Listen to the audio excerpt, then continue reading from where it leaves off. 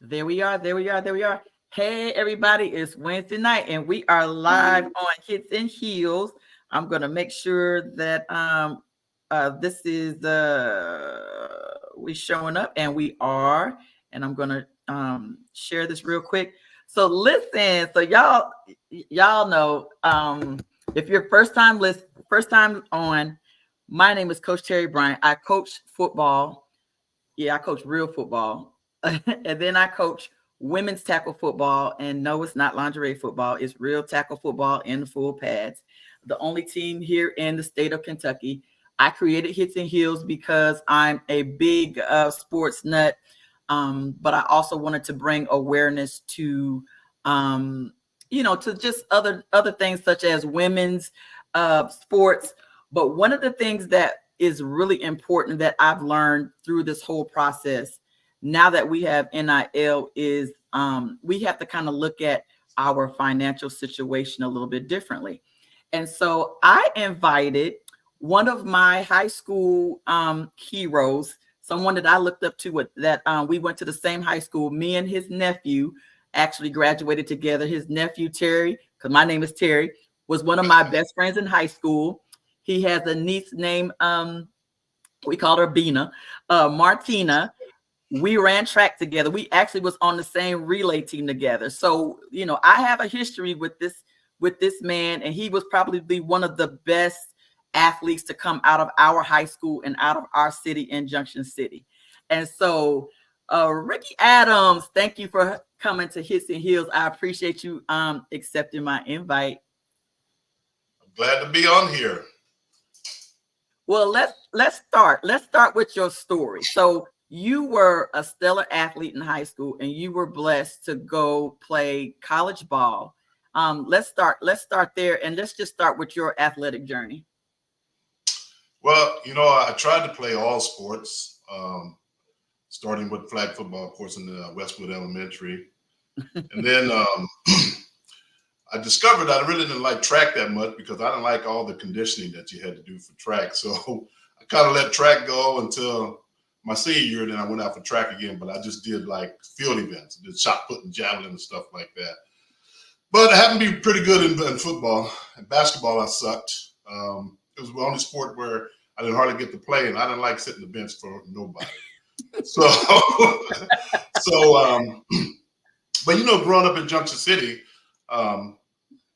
Junction City is a military town, so I really wanted to join the military in high school.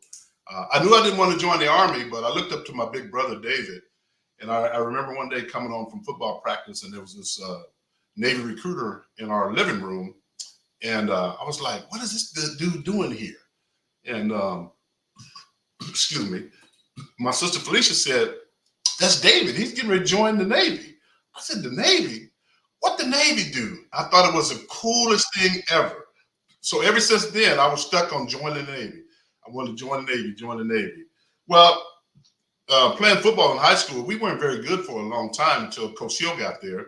Mm-hmm. And then we turned it around my junior year. But my junior year, I broke my arm in the first game against Lawrence. And that's the year also that we lost our mother unexpectedly, too. She had got sick and passed away. And so my junior year was just a terrible year for everything. I did make a recovery and came back and with 2 games left in the season, but it just didn't feel right. My heart and head wasn't in the game, and me and one of the coaches got into it, and I just quit. And then, Coach Hill said, "Won't you come back? Won't you come back?" I said, "No, what, Coach? I'm just not into it. I'll see you next year." So I came back next year, made all league on both sides of the ball, and still wanted to join the Navy. One of my other good friends, Mike Foster, he joined the Navy. And then so it was me, Mike, and Moses that were the 3 superstars. And then this coach from Hutchinson Community College came down recruiting. His name was Steve Logan. And Coach Logan has done a lot of things now. He's coached at East Carolina. He's been in the NFL for a long time. I really don't know where he's at now. But, he convinced me. He just said something really simple. He said, "You know what, Ricky?" He says, "You can join the Navy after you get done playing football. But it's kind of hard to do it the other way around." I said, "Man, that makes sense." So I went to Hutch, and at Hutch I made second team All-League the first year, and then I made All-American the second year. So I had my choice of schools to choose from, and I was, it was a Big 8 conference then, and I didn't want to go far from home. I wanted to go someplace where my family could come see me play. Originally, I was committed to the University of Missouri. However, I had this coach, George Wallstead, convinced me that, hey, you have one more recruiting visit left. Why don't you come down there to Oklahoma State and see us practice? They're practicing for the Blue Bonnet Bowl. And, little NIL things there. I had an envelope coming to the mail from FedEx. I'd never seen FedEx before. It had some $100 bills in there, had a plane ticket in there. Next thing you know, I was in Houston, Texas, and I was living the dream. But I wouldn't watch the practice before then. And he had told me, he said, hey, listen, he says, there's some schools that recruit you because they're interested in you, and some schools recruit you because they don't want to play against you. And so he said, make sure that, whenever you choose a school, you're going to a school that wants, you to play for them. And so he said, yeah, come watch practice. I want you to see the guys coming back next year. And if you don't feel you can beat these guys out, then you probably should go to Missouri.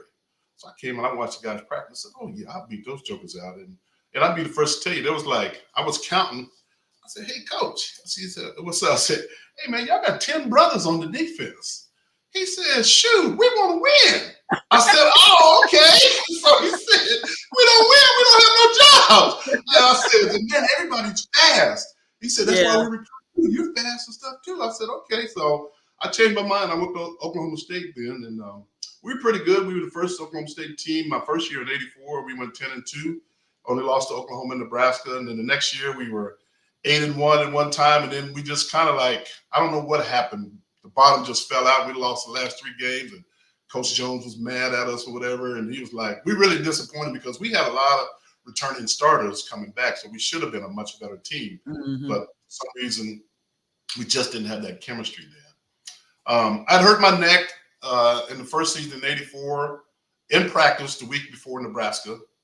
And my neck just progressively got worse. I have no cartilage between my C6 and C7 on my neck. And so it's the reason I didn't get drafted, because I was good enough to be drafted. But there was a lot of questions about my medical health. I was able to pass a physical, barely. And when I passed the physical, I signed a free agent contract with the Redskins. And I had a very good contract with them. But I went into training camp. I had a collision with a fullback, kind of got hurt again. And I was like, man, you know what? This is just not worth it. I want to get married. I want to have kids. I don't want to be paralyzed, any of those type of things. So I just left training camp, and I said football was done. Oh, and wow. A lot of people can't do that. Mm-hmm. I can. Well, I really, do some reflection later on in life. I realized, by, stand up on sports and watching sports, that I played football because I was motivated by the things that it can do for me. Not that I was in love with the game. I was never really in love with that's different. That's a different mindset. Yes. Yeah. Because remember, I told you my mom had died when we were young. So I knew that was my ticket to get a college education and to give myself a chance to be successful in life. Okay. So maybe if I'd had the desire that a lot of these people have, or the love for it, where they just want to play. Yeah. Yeah, maybe I would have risked, keep trying to play, but I didn't love it that much. I was just good at it. Okay. And it's funny because that's a great story. I have 2 kids that are real athletic, and I think they were just good at it too. They didn't love it to death neither. My son, he wasn't college material, but my daughter, she went to University of Riverside, California on a D1 basketball scholarship, and she played, all 4 years there and graduated from there. But she didn't have no desire to go any further than that and stuff like that. She just got the education also. So yeah, so that's my story there. When I discovered when I was in the Navy that I really didn't like ships. I joined the Navy because I really looked up to my big brother, and it was something different than the Army. Right. When I got in the Navy, I realized I didn't like ships. Okay. I was married. I had a child at the time, and I didn't like being away. Okay. And so I says, one of the good things about when I went to college, I never knew what I really wanted to do. However, the day I walked into a recruiting station, me and one of my teammates, James Ham, he was the other linebacker that we were both seniors at Oklahoma State playing. He's from, I think, Merritt Island, Florida. We walked into a recruiting station, and I watched the recruiter. I said, man, you know what? I think I could do something like that. That's what I think I would like to do. So when I got in the Navy, realized I didn't like ships. I said, well, how did I become a recruiter? So I found out all the things I needed to do to become a recruiter. So I became a recruiter after being in the Navy for 3.5 years. I got stationed in Wichita. And then I. Oh, that's good because it was closer to home.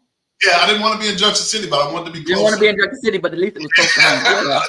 So I became a recruiter, and then I liked it, and then realized we had a career recruiting force where you could be a recruiter for the whole time in the military, in the Navy. But I didn't qualify at the time because I hadn't been in the Navy long enough. So I did have to go back to a ship for 2 years. But then after that, I applied for a career recruiting force, and I became a career recruiter for the next 13 and a half years in the Navy. And I worked my way up through Navy leadership and stuff like that. Retired in 2007. Took a couple jobs as a director of admissions. Well, actually, first I went into the financial services business directly after the Navy. But I went through a divorce, and so I needed to get a job to pay child support and alimony because commissions were inconsistent. But that alimony and child support was really consistent. Right. You know what I'm saying? So I had a buddy that was a couple of years ahead of me. And, we knew what kind of job fields we could get out there and what kind of money we could make with our recruiting experiences. So I've been a director of admissions at about 5 different for-profit colleges.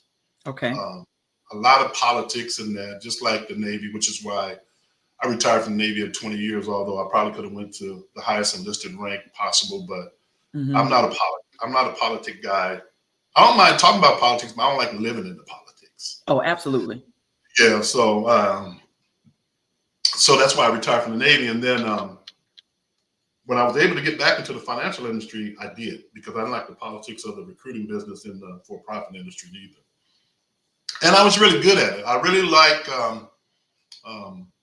studying money, how money works, and how to help other people. I really feel like it's really, really important, especially for our community, but for all communities, to understand that, money, is right up there with oxygen, it's really, Absolutely. really important. Oh, absolutely. Without it, and our education system doesn't teach us anything Not about at all. money. Not at all. Yeah. Okay. So that's my story. Yeah. Okay. So that's how we got to where we are now. Okay. So this is the big question that I want to ask you, because now the whole college is now a business. And it has totally changed now that we have NIL. How do we, because my son's playing at Kentucky, how do we as parents, or NIL's also getting ready to come to high school in a lot of states as well. How do we prepare for this? I think using just common sense characteristics and principles. If you don't know something, seek somebody who does know it. Okay. And, build trust with people that are trustworthy, and just be a good listener and understand.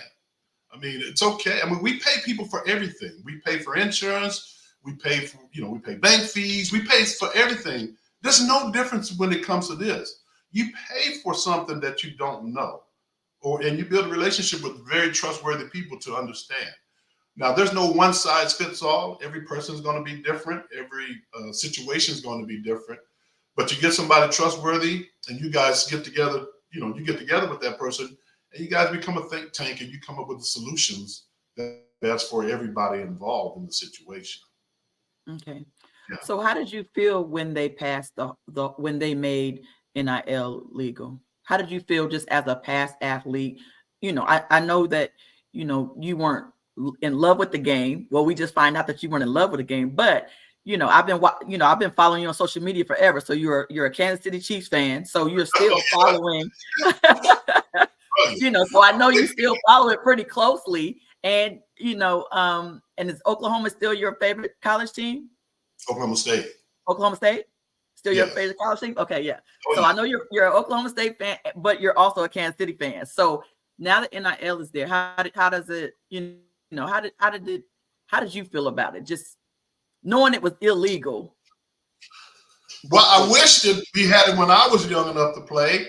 I might have been in love with the game then, because I've been chasing that money. Because even when I signed a contract with the Redskins, the money today, money back then was nothing like it is today. Like it is today, right? I mean, you don't really have to have a sustained career that if you have the right guidance, you take you hit a big pot, or some people call it a big lick, and you invest that lick in the right thing. That's all you really need to get a head start on somebody else. And that's even on a rookie contract, or even on a like how much is it now? Because we have a friend that his son is on the practice squad and it's still a lick.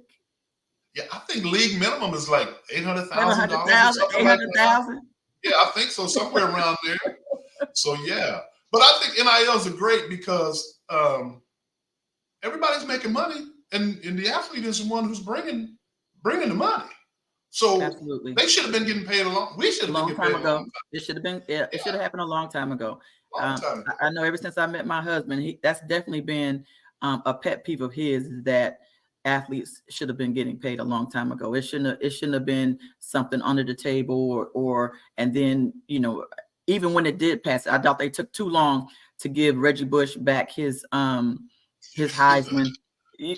What were y'all waiting on? That should have been the first thing that happened as soon as that happened. And it shouldn't have took everybody on social media pressing the issue for him to get his Heisman back, because it was really petty. It wasn't like I don't know, it was just really petty on why he didn't get his Heisman. So what are we looking at? I'm gonna tell you what I don't like about the NIL is the athletes that feel like they should be paid prior to earning their keep. Because just because you coming from high school to college is a big step. From college to the pros is a big step. And so I just think that these high school students expecting a lick just to come and on an official visit, just to, if I come to your school, or now they're going for the highest bidder. I think that's the only part of it that I don't like. And I don't know. How do you think that the NCAA can get? I don't think. Well, they've already given it to the hands of the schools. Well, now the schools can get paid, which is even worse. How do you think it's going to get worse? So how do you think this is going to play out? I think it's just going to be like all professional leagues, is where you're just going to have a market value, and just kind of go from there. I mean, we already have the ranking systems where kids get, star rankings and stuff like that. Maybe we have to come up with some kind of system, just like they do in the NFL and Major League Baseball and everything else, to say, hey, if you play this position, you have this, whatever. Yeah. And I don't really even know if that's a good thing, but what else? What else could they make? I have no idea. Yeah. Right. Okay. So, so the paper play was supposed to be illegal. Yeah. Yeah, tell that to the SEC. But NIL, I think, just we're not gonna hate on the SEC over here. Paper play is supposed to be illegal, but now that the NCAA has gotten this lawsuit and they put it on the schools, so now paper play basically is legal now, right? Yeah. Is that how that is? Is that basically what that said?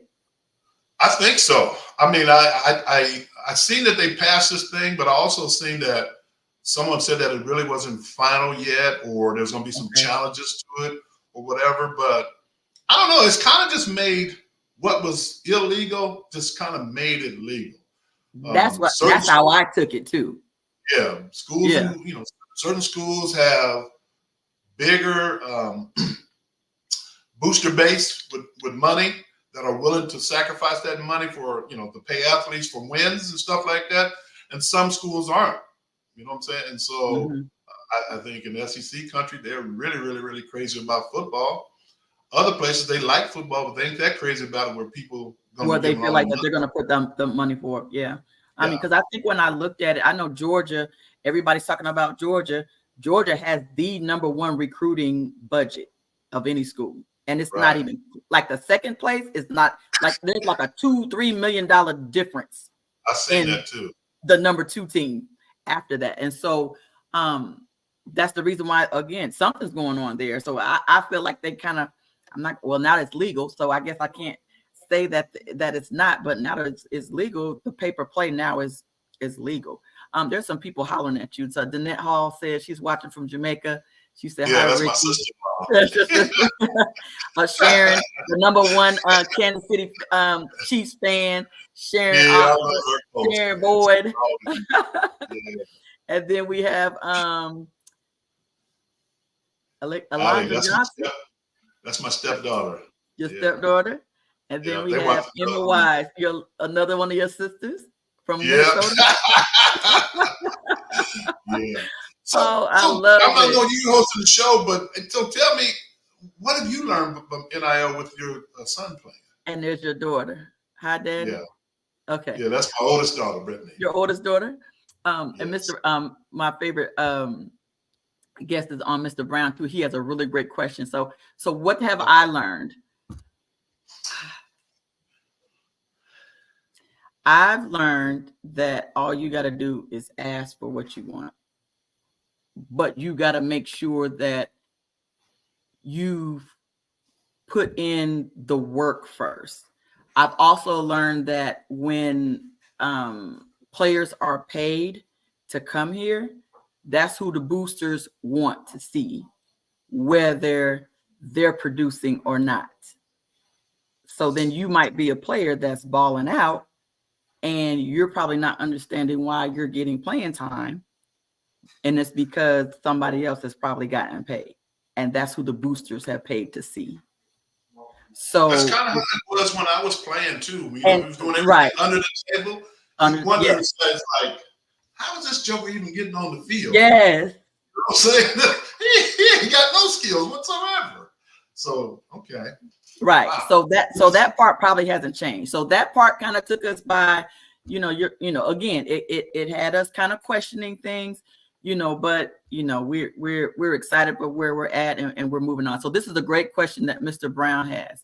And he says, do these young men realize that money has more value than cars, gold chains, and other luxuries that lose value over the years? Do they ignore financial advice and are influenced by those with no financial expertise? Because I'm told, I know when we went on our official visit, they talked to financial people, and I heard that even in when you on the pros, they provide the financial literacy to athletes, especially the ones that have gone pro. So how is it that these pro athletes are broke after 3 or 4 years after they're retiring or after their career is over? Well, there's a couple of different things, Terry. So different cultures see things differently. Okay. Now I have all types of clients in my business or whatever, but we all don't think the same. Okay. We all don't talk the same. Okay. One thing about me is you see all this gray hair, right? I'm 60. I try to speak from wisdom. Okay. I try to speak from common sense. Okay. I'm primarily a retirement planner.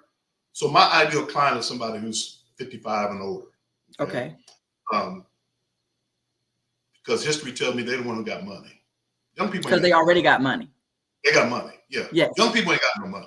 Okay. Unless, maybe an NIL athlete, but he got a one-time pot of money or something like that. And they also don't listen also. And older people are willing to listen because they're getting closer to retirement and stuff like that. That makes a lot of sense. So a lot of it is common sense talking to people. Now, of course, we have to get licensed.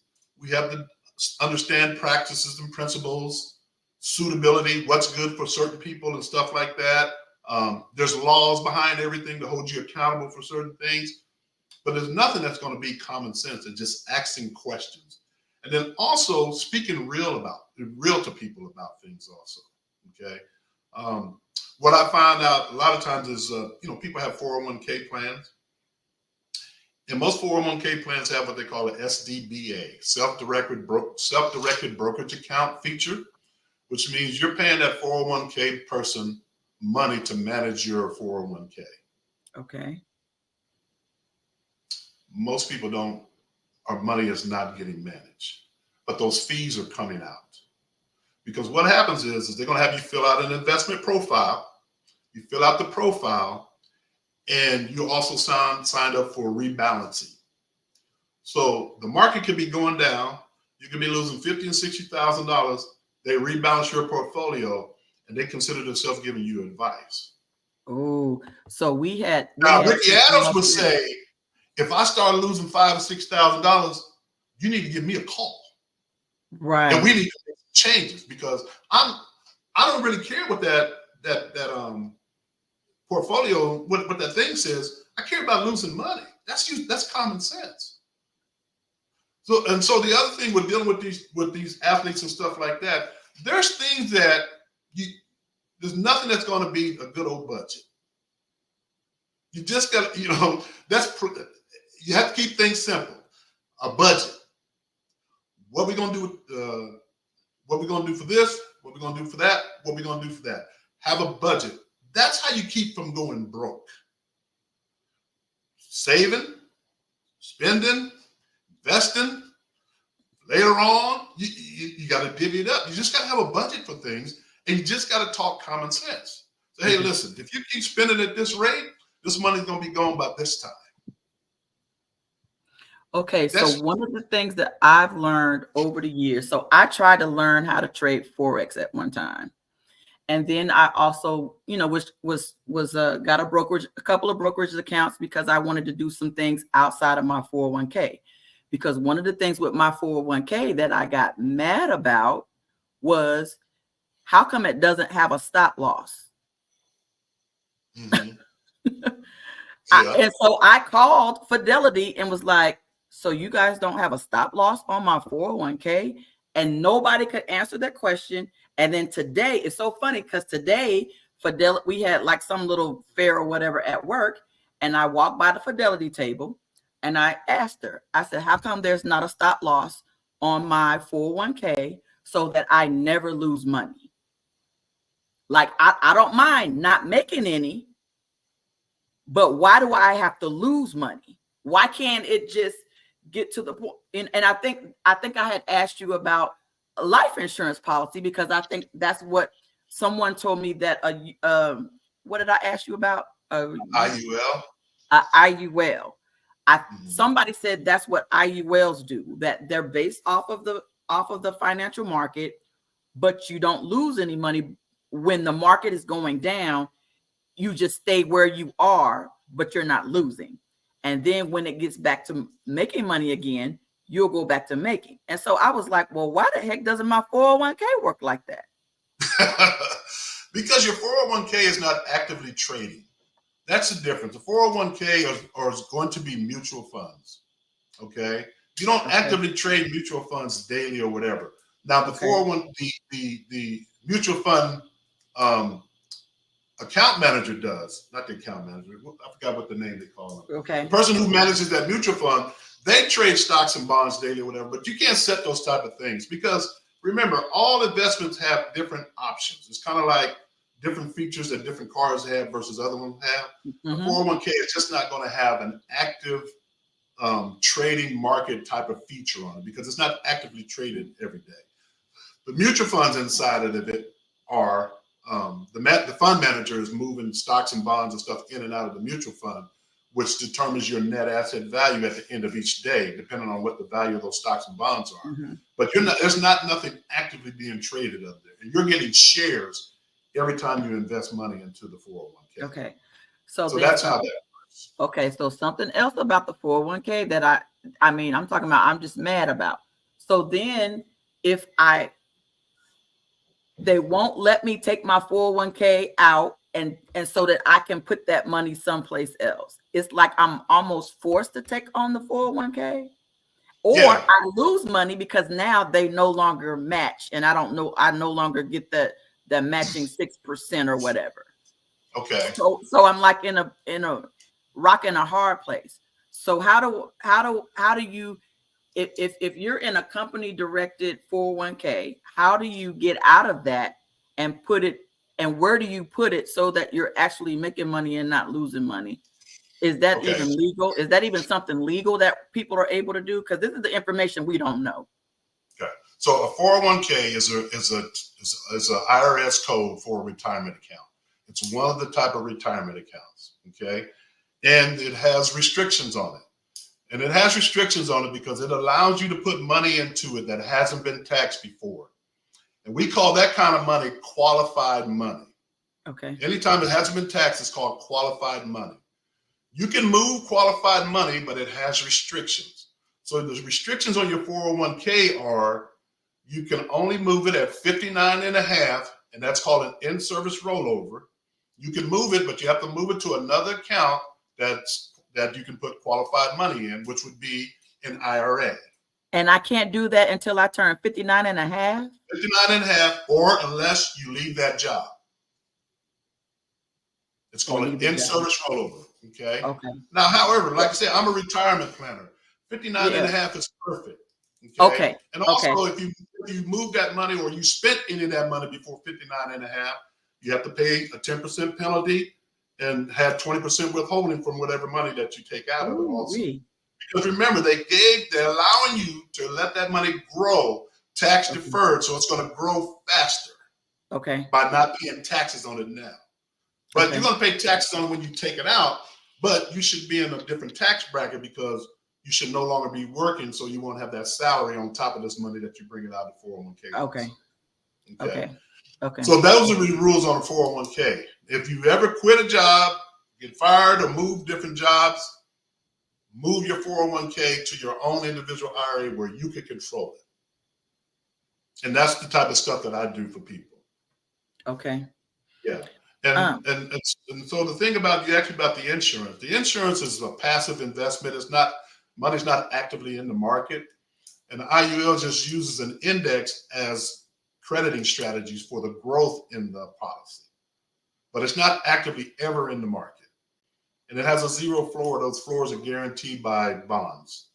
Insurance company buy bonds with your money. That's how they give you guarantees, because we know those bonds, they buy at a certain percent, and they're going to give a quarterly income off of those. And so they're going to be able to give you a guaranteed rate of return, and they buy options with that money, and they share some of that profit with you, which is what those indexes do. And you get a certain percentage of that based on a participation rate. Okay. So it's a lot. So, what have you found is the biggest mistakes that we're making that's limiting us from maximizing our retirement? First of all, we have to realize that a 401k is a retirement account and it's not your piggy bank. What do you mean? Okay, so the 401k introduced over 30 years ago, and then there's been different Congresses that come and they add more benefits to it, allow you to take money out for a down payment on a home, allow you to take money out to pay for college and such. What I'm telling you is you should never take no money out of it. Period. And then we know there's Generation X and other these generations that have 5 and 6 jobs, 5 and 6 different 401ks. What most people do is they leave one job, they only been there 5 years, have 20,000. Oh, I'm gonna just spend this money. I'm gonna start all over with the new. Instead of rolling it over. You gotta start accumulating that money, because I ain't gonna lie, I've made that mistake in the past myself. Yeah, a lot of people do. It's not your piggy bank. A lot of people borrow from it because they're paying themselves back and stuff like that. No, that money is made for when you're 60 years old, your body hurts, and you quit work. Your check is gonna stop. You need something else to bring you a check.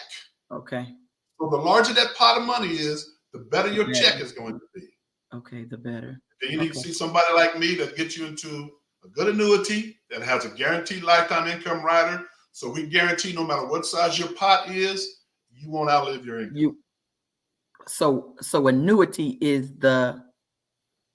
Tell us about an annuity. Tell us what about an annuity. There's different types of annuities. Annuities are investments sold through an insurance company. And like I said, they're not designed to beat the stock market. They're designed to give you anywhere from 4 to 7% return, have a zero floor, and then they have growth annuities and they have income annuities. And income annuities are designed for you never to outlive your income. And there's different features with different insurance companies. There's a lot of different things you can get. You can move your money at 59.5 and get 14% guaranteed return on the income account for the next 7 years. And so you can take your money and almost double it on the income account. And that's what you're going to be. Your benefit base is going to be based on that income account, not on your principal that you move to the insurance company. Lots of different benefits. There's lots of different insurance companies out there competing for your money. So they give bonuses, all different types of things. There's all kind of riders for everything, for nursing home, for long-term care. Listen, a person have a nice piece of money in a 401k, you can have a real nice retirement if you get with the right person. Okay. There's a lot of things out there. Oh, that's good. That's good stuff to know. Again, I definitely wanted you on here because, we just don't know what the heck we're doing when it comes to our money. So the other money that these young men have to pay is child support on multiple kids and becoming paramours of women that are deliberately targeting them for money. And these stories surface constantly where these athletes are spending and losing money to the millions. I don't know how an athlete does not do a prenup. I don't know how, as an athlete, you not do a prenup. A lot of what he talked about there, that's just the kids' upbringing and how they were raised and stuff, and having mentors and people around to tell them that if you're going to do this, then you better be using protection and doing other types of stuff because it can go fast when it just ain't you spending it. You know what I'm saying? When the state said you spending it for this kid or that kid or whatever, I agree 100% with him. I've never put myself in that situation. I think it's just like I said, it depends on, how you were raised or what people you have around you giving you advice and, setting examples for you. Right. Exactly. Yeah. So how important is it for these athletes to abide by the IRS? Because I was listening to CJ Stroud and they were talking about the NIL money and it was like, and the IRS is taxing them because they're just getting this money that, a lump sum of money. And I guess they're not taking no taxes out of it. Most of the time, have you seen this? Have you heard that? Well, I haven't, but I can just imagine. There's getting these contracts, and if they're not having any representation, then they're not getting things set up right to have withholdings coming out of it and stuff. And somebody just probably giving them the straight money and putting the responsibility on them to pay their own income tax and stuff like that. But yeah, earned income is going to be taxable no matter where it's coming from and how you're getting it. So yeah, you're going to have to abide by the IRS regulations. So like I said, if you don't know stuff, you got to get people around you. And that's what a lot of families got to do. They got to get people around them to help them answer these questions because IRS want their money when it's time for you to pay up. You got to pay up or they'll send you to jail. Right. So I want to make sure that everybody, you're getting everybody's shout outs. So this is your private interest. That's my sister-in-law. I got twin sister-in-laws. You got a twin sister-in-law? Yeah. And then my brother Troy. You know Troy. I know Troy. Well, he's like 2 years younger. Troy? You should know Troy. I should know your whole family because Bonnie is my girl. Yeah. And David. Yeah, that's my brother that joined the Navy. That I followed him. That's the one that you followed into the Navy. Yep. I love it. Hey, y'all! Thank y'all all for coming on and listening to him. So rappers and unfortunately Black athletes do not use your practical financial advice. They use their money on endeavors that lead to bankruptcy as well. Oh yeah, that's exactly what we were just talking about. That's what we were just talking about. That most athletes are broke, 3 to 4 or 5 years after they've left the league. She said, "What's crazy is the player has to pay taxes on each state he played in." Oh wow. Yeah, that's the what they call the entertainment tax. Mm-hmm. Now I don't know if NIL money is subject to the same thing like that, or just the professional athletes that do that. Or I heard even like entertainers, performers, singers, and stuff like that. They all pay the same thing. They all pay like an entertainment tax. Yeah. Okay. That makes sense because I work in a different city and I still have to pay like the local tax. And then I still also have to pay the local tax in the city that I live in. So the best thing to do with a lot of these young kids would be a lot of the things that I sell probably wouldn't be suitable for them because they're too young and they should probably be a little bit more aggressive and be in the market. But of course I could always, steer them to those things there too, because I do more than just retirement planning. Mm-hmm. But the thing that they should be thinking about is deferred compensation. let's not get all this money up front. Let's defer some of this money. We all hear about the Barry Bonds thing, right? Not Barry Bonds, but Bobby Bonilla. You know Bobby Bonilla? Yes. Yes, Yeah, I mean, he's to be still doing. getting paid. Like, yes, exactly. Like who set that up for him like that to get paid Deferred like compensation. that? Let's get it deferred. There's a lots of ways that by creating companies and shell companies and other stuff that you can shield some of this money from income tax legitimately, and you can grow it and be able to enjoy more of it than just being somebody with no knowledge out there just floundering around and paying money. Yeah, when I heard the story about Bobby Bonilla, I was like, "Oh my goodness!" And then I'm shocked that there wasn't a lot more stories that were similar to his, where people started deferring their money like that. Like I haven't. Well, Shohei Ohtani, the Japanese baseball player, he took most of his new compensation and deferred compensation. They deferred it. Okay. I thought he get that money way when he's in retirement. Mm-hmm. He deferred a whole lot of his salary to them. Okay, that's good stuff. So he said, did you rub shoulders with Barry Sanders and Thurman Thomas? Me and Thurman were teammates. I helped recruit Barry to Oklahoma State. I know Barry still to this day. I see them when I go back to Stillwater all the time. Okay, so you played with the goats. You played with the goats. So so how's it like going back? You know, do y'all do reunions and stuff? Do they show up? They do one. You know what?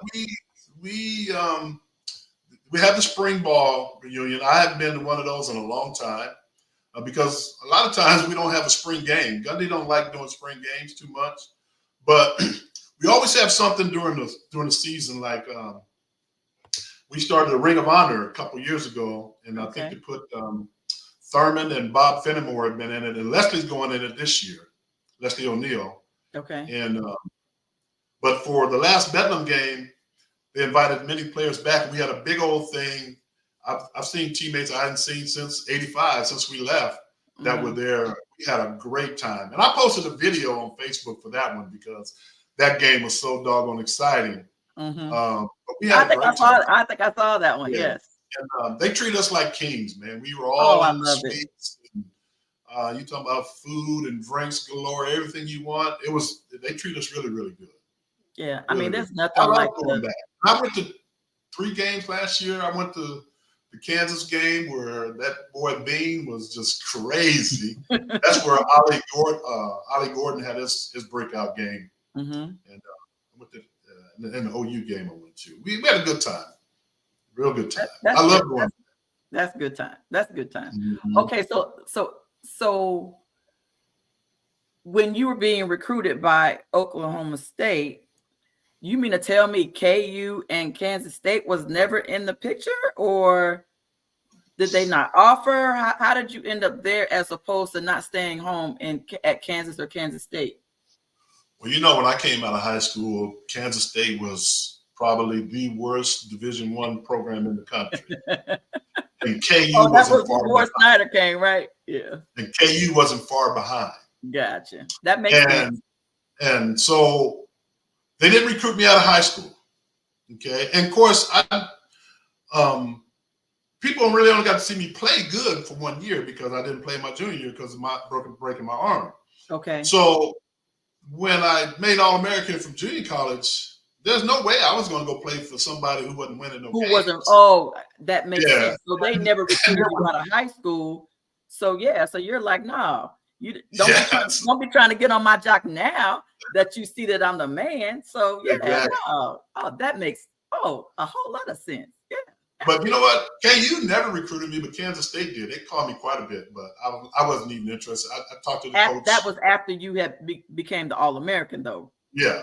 I talked to the coach one time, and I was like, oh, man, no, I ain't going to K-State, man.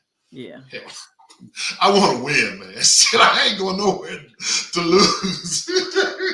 I mean, hey, that was a great decision. I mean, it's got to be nice to know that, you got, 2 goats like, Barry and Thurman as, lifelong friends. Lifelong friends as brothers. to be able to pick up the phone and shoot the crap with. I know one of the things that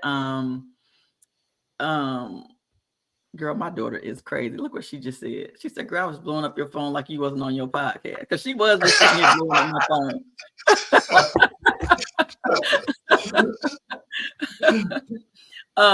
Who is Boone Pickens? Oh, he was the biggest donor in Oklahoma State history. He was an oil tycoon that graduated from Oklahoma State in the 50s. And Okay, so he actually... So he was the NIL donor back in the day. Yeah, I think he gave... Probably still is. Over $150 million he gave to him. No, he died a couple years ago. Okay, gotcha. But he did leave some of his property, some kind of legacy to Oklahoma State also. But the stadium's named after him, and all the facilities changed. Because of him. Because of him. Because of him. Okay, that's good stuff. So what is your, you played with some horses. What is your best memory from your athletic career? You have a favorite memory? Well, I have some bad memories that I remember. I told you we went 10-2 my first year in '84, and then you lost the last 3. Well, what started us on that loser streak is we were 8-1. We had only lost to Nebraska, and we should have beat them. But we went to Iowa State, and it was minus 22 degrees below zero. And their stadium runs north and south. And I mean, I had on scuba gloves, I had on thermals, I had on sweats on top of thermals, everything underneath the pads or whatever. And when you would move, it's like you were running through ice water. I'd never been so cold in my whole life. And most of on the defense, we didn't give a shit if we won or lost. I mean, we really didn't. And I think Coach Jones knew that. This is why he got mad at us, because there was no way we were supposed to lose to them. But we did. But because the weather was just so cold. We had those blow heaters on the sideline, and we put the coats on. And as soon as you get away from that heat and that coat, man, you go to freezing again. I was just ready. Let's get the hell up out of here. It's too damn cold to be playing football. So I don't know how those guys in the NFL do it, man. I really don't, man. Oh yeah, especially up in like Wisconsin and Chicago. Yeah, I don't know how because we had a couple of games when I think my first year, our championship game was freezing. I was like, oh my God. Like, I don't know how long I'll be able to coach football because it was cold. And I was at that point, I was like, I don't know how long this is gonna last for me because it was cold. And then even with my women's team, we practiced out in we had one game, a scrimmage last year, and it was freezing. It was like, I said, I don't know how the heck y'all do this. I don't know how I'll be able to hang with doing this. PB Designs must be some of your people. It's somebody, yeah. She designs all my stuff for my business, man. She's in Jamaica also. Shout out. Okay, shout out to all your Jamaica peeps. Oh, my wife is from Jamaica, that's why. Oh, your wife's from Jamaica. Oh, yeah. That must be nice going back. Yeah. Hey, Uncle. Hey, so the other, I do have a good memory, and that was the '84 Gator Bowl where we won with less than 2 minutes left in the game. We were playing South Carolina, and at the time, maybe it was a tie between them and Nebraska, the biggest crowds I'd ever seen in my life. And it was like 84,000 fans there, and 80,000 of them were for South Carolina because South Carolina was close to Jacksonville. And they were just yelling, "Go Cox!" You know, one side was yelling "Go," the other side was saying "Cox." I was like, "Yeah, this is crazy, man!" And we ended up beating them at the end of the game, so that was really, really exciting. But then we went back the next year against Florida State. I didn't know a lot about Florida State, right? So we were warming up. We hearing this music, and they doing that little. They start doing a little war chant or whatever. And then that guy came out there on that horse with that spear on fire. He stuck that spear in the ground. We looked at each other like, "Oh yeah, we in some trouble, man." That's very intimidating. Yeah, we had never seen that before. I'm like, "Oh shit, we in trouble, man." Oh, man. And Deion Sanders, he was a freshman on that team there. Mm-hmm. And they beat us, but I don't think they were better than us. We were kind of disappointed because we had lost those 3 games. And the year before, we had lost to Oklahoma in the Ice Bowl 10-0, where we probably had a better – no, that year we had lost to Oklahoma. Oh, man, I'm getting my time frames mixed up. No problem. One year, the winner of us in Oklahoma would have went to Orange Bowl. Okay. I think it was 84. 84 is when we would have went. And then the next year we played in the Ice Bowl. And we didn't really want to go back to the Gator Bowl. That was the thing. Why did you want to go back to the Gator Bowl? Because we wanted to go to something bigger. We thought we had a better. And okay, gotcha. we still go to the same. Yeah, the bowl every year. Yeah. Same places, same beaches, same trips to the aquarium, go see the alligator farms. We had to go to someplace different.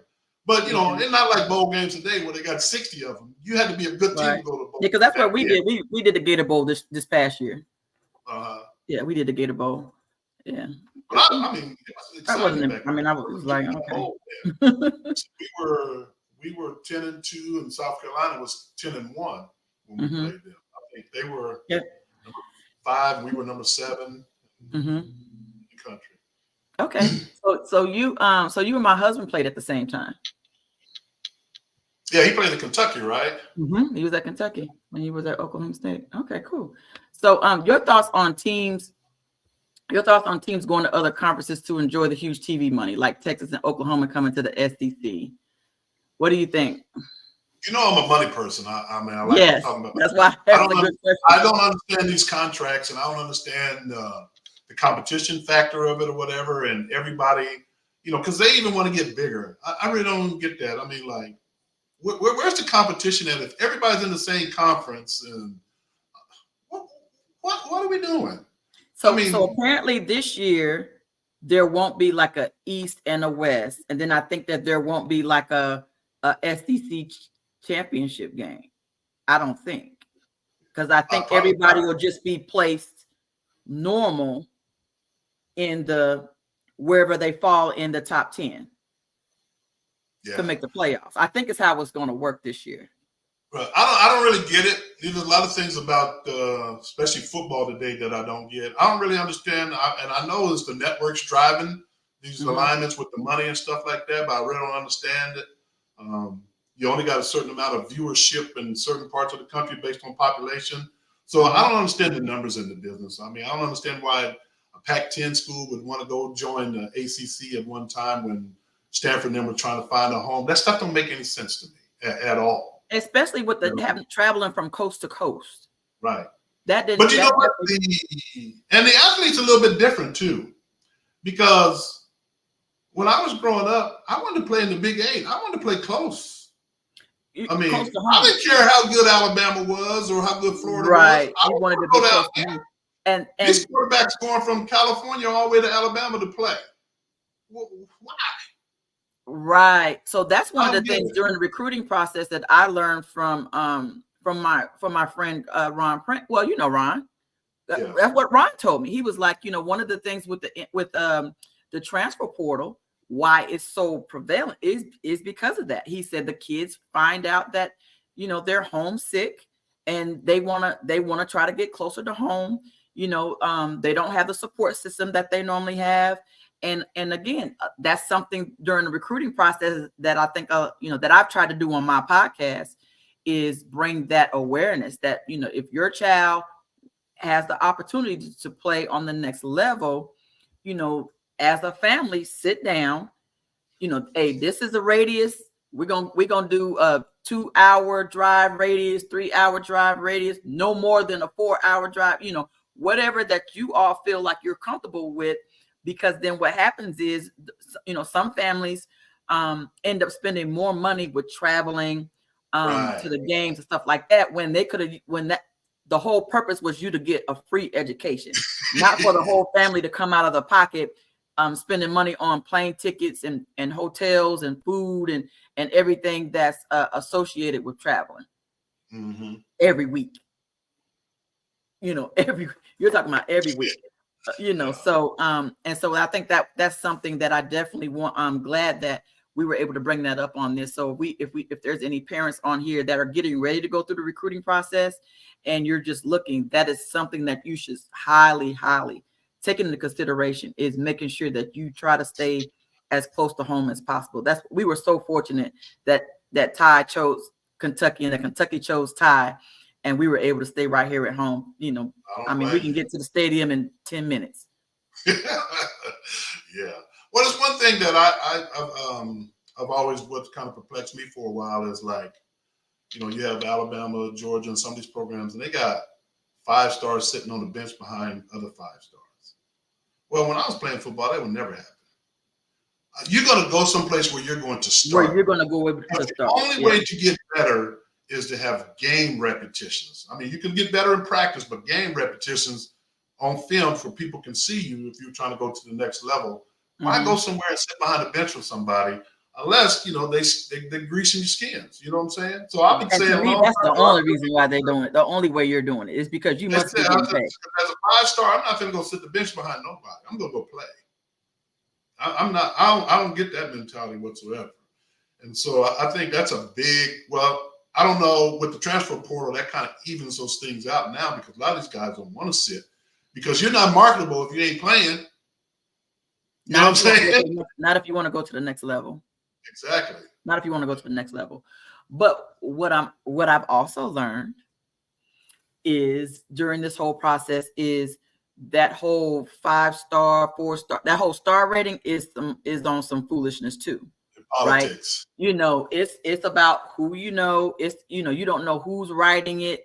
I don't know if parents are paying these rivals and ESPN reporters or something like. I don't know, because what happens is they get on campus and they not living up to that. I've seen a whole lot of 2 stars and 3 stars that are way better than 4-star and 5-star athletes. And I as a recruiting coach, it's got to be very difficult to evaluate because you have no idea how they're going to perform when they come on campus. And I've watched game. I'm not going to call anybody out, but I'm sitting here watching Kentucky. We're watching it live, and then I'm sitting here and I have different eyes because, of course, I'm a football coach, and I'm trying to learn the coaching, more of the coaching aspect on, how. So I'm looking at the game differently, and so when I'm looking at players that should have made a tackle, and they're not doing. I'm thinking routine stuff. I'm like, why? It's making me just question everything, and I'm like, what in the world? And so when people ask me about me coaching I said, there's no way that I would coach on the next level. There's no way that I can coach on the next level and have a kid that's coming in that really don't want to play. It kind of reminds me of what you just said. I'm just playing because it was an opportunity. You can tell those kids, I think, stand out more than the kids that just actually want to play. They're there to get the education. And there's nothing wrong with that. Absolutely nothing wrong with that. But if that kid got paid to come here, and now the boosters are putting the pressure to pay for them to play, that's got to be very difficult for coaches. Yes. And I really wouldn't want to be a coach on the next level. And and social media just it's so brutal. Social media ran Cal out of here and ran him to Arkansas, because when I tell you they was riding Cal badly, it was bad. It was bad. And so I couldn't blame him for leaving. And that's the reason why when you thought, did you see where the new coach came and they filled up Rupp Arena on okay, so when Coach Pope came and they were announcing him, they did a press conference in Rupp Arena and they turned away 10,000 people. Good God, man. People ain't got nothing better to do. Because they don't have nothing, because they was just that glad to see Cal gone and see because Pope had won a championship here at Kentucky, and he said all the right things, and we're all on the bandwagon.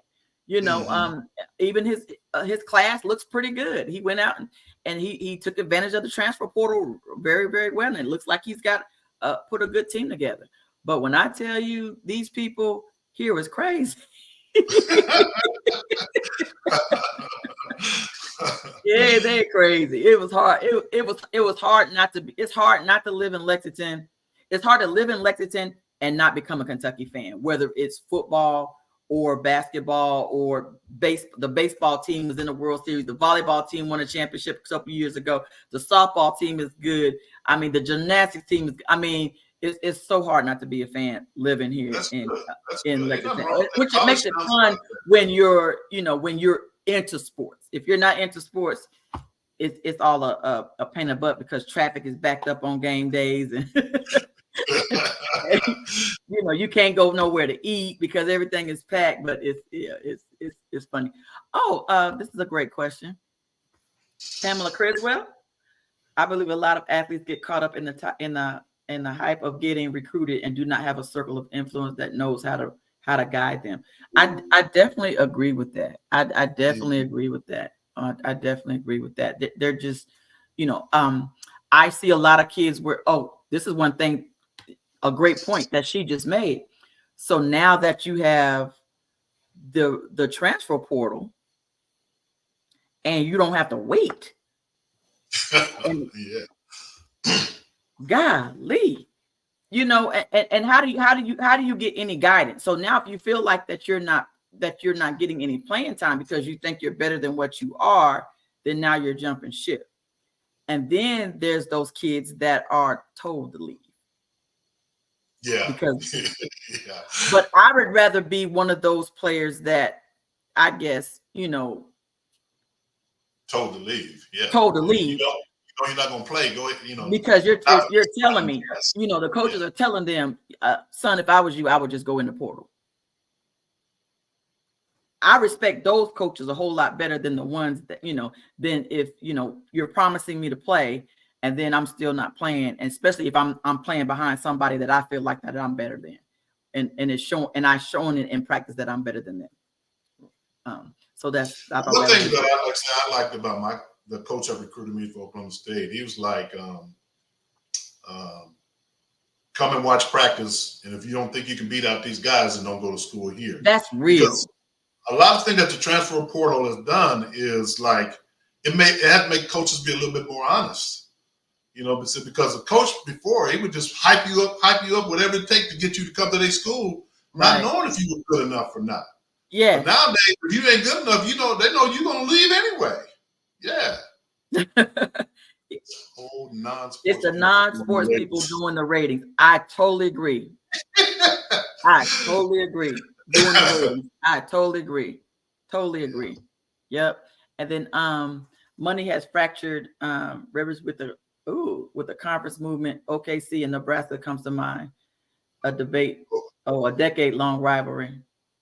You think it's Oklahoma, Nebraska? He's right. Nebraska ain't been the same since they left the Big 12. Their recruiting base changed. They were getting Texas kids and New Jersey kids and stuff like that, but they ain't getting those kids now. They're not getting those kids. Yeah, they're not getting those kids anymore. Yeah. So so the Pac-12 went away. What's up with that? That's crazy. I don't get it. I don't get it. Yeah. Yeah, I don't get it. I don't get it. So hopefully it doesn't come to that. I'm gonna wrap it up for so everybody, hey. So how do we get in contact with you? Are you legal in all states or only certain I'm states? licensed in 9 states right now, but it only takes a day or 2 to get licensed in any state that I want to work in. Okay. Okay. So how do we contact you? It's Grayson Financial LLC.com. Correct. And I got a phone, 832-728-2855. Hold on. 832 728 728 2855. 2855. And listen, you won't hurt my feelings if you don't do business with me. I mean, I'm okay. If we're good for each other, we're good for each other. If we're not, we're not. But I'll answer every question you got, give you all the information that you need. Okay, well, I put his number on there, so send him a text, or you can go to Great Help. Let me see if I can type in www.grayson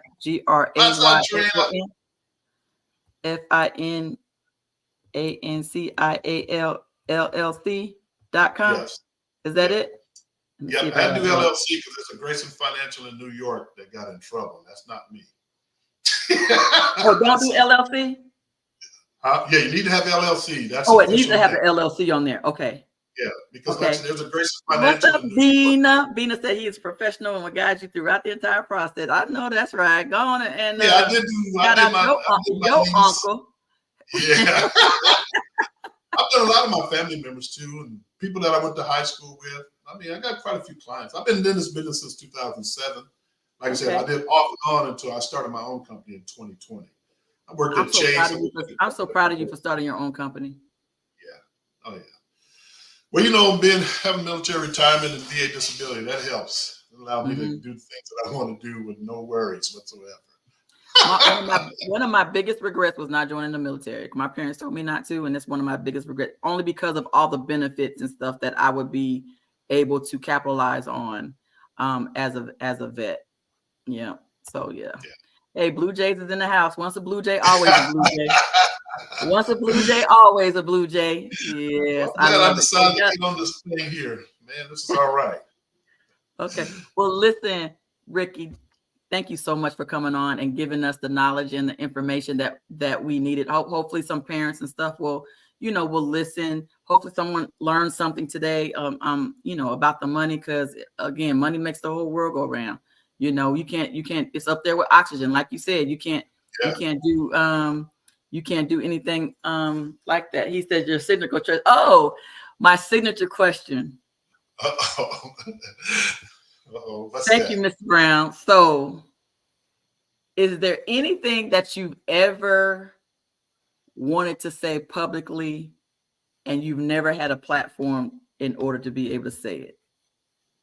Or never said it publicly, but have wished you had like a platform and wanted to say?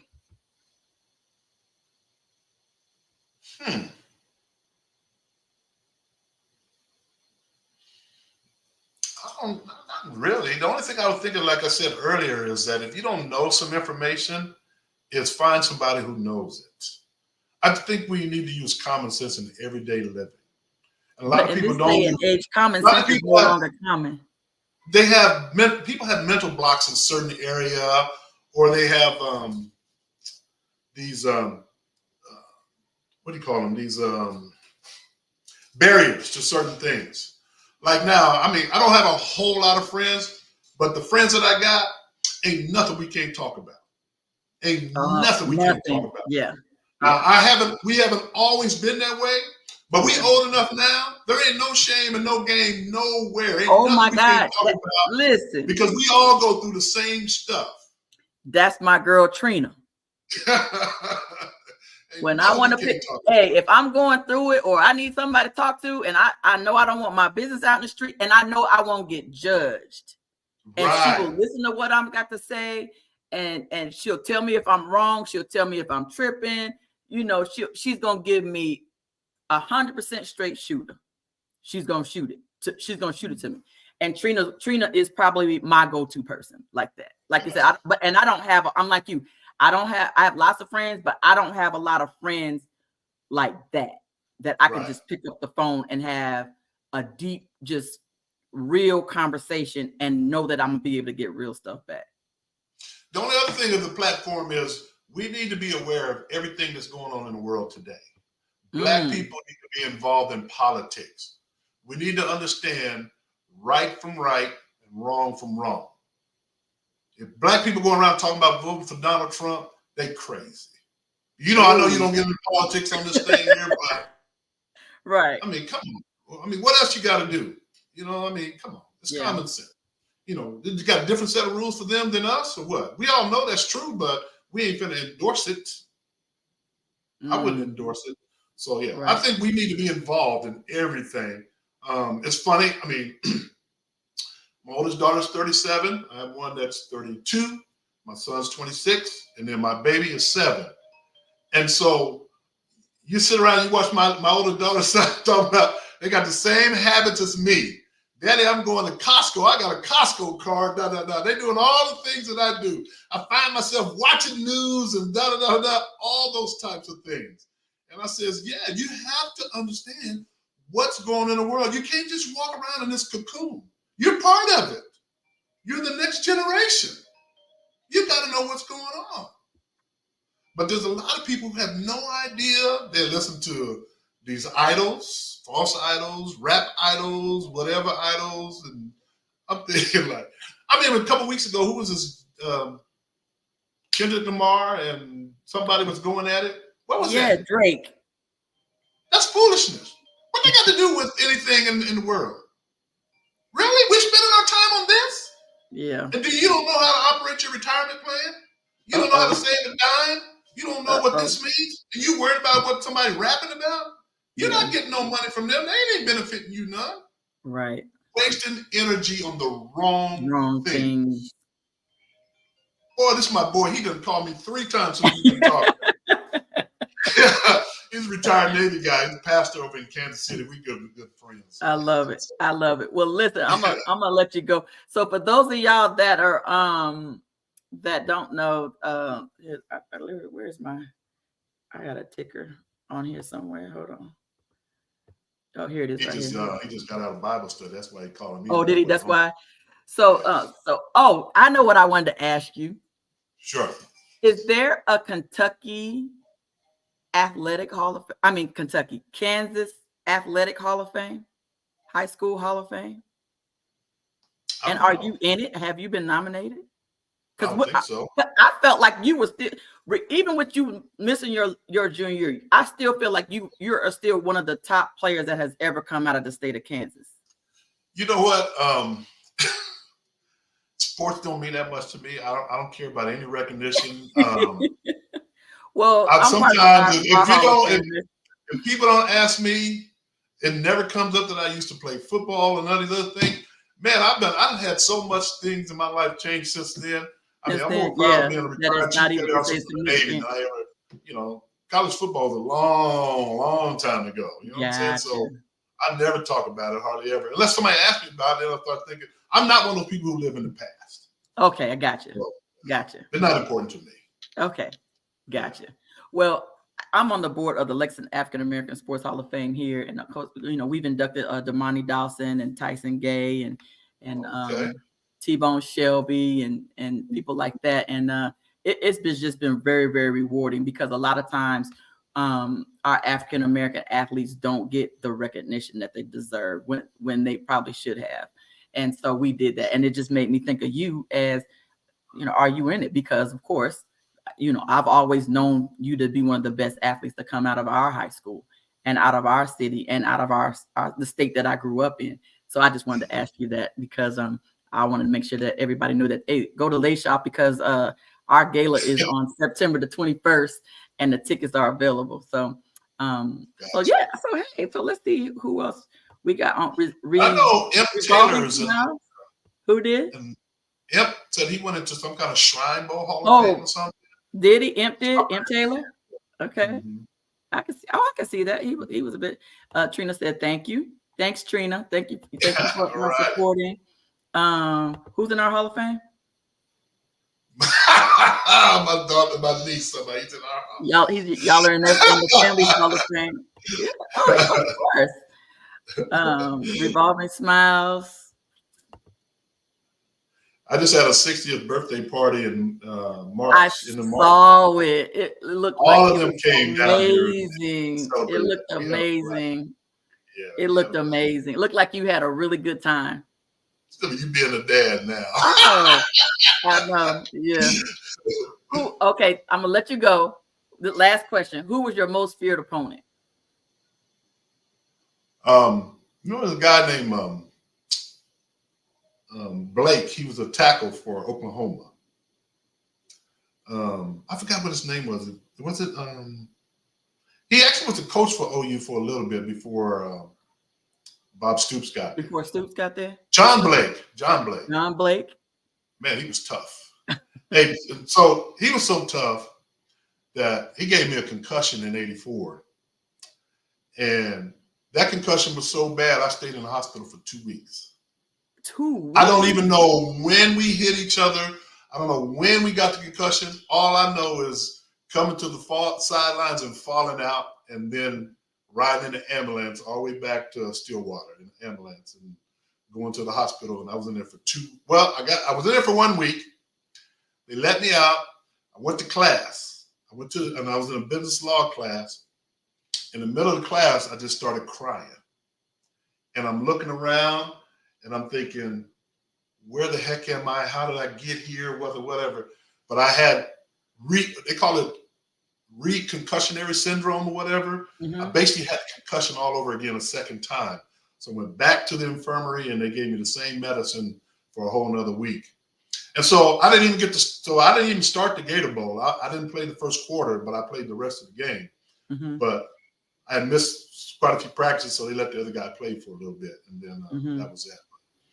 And then the next year we played him. He was pretty tough again too. Uh-huh. But I mean, I did okay. But we were playing on ice then, so we really didn't get a chance to smack each other around that good because it was an ice bowl when we played then. It's funny. Yeah, he was tough. Funny. And the Nebraska football team was tough. Mm-hmm. We knew what was coming, but they were so good and so polished at doing it that you couldn't stop them, even though you knew what they were doing. Oh wow. They had offensive linemen. They had Dave Remington and all these guys that were Outland Trophy winners, and they were some strong boys. Their skill people weren't that great.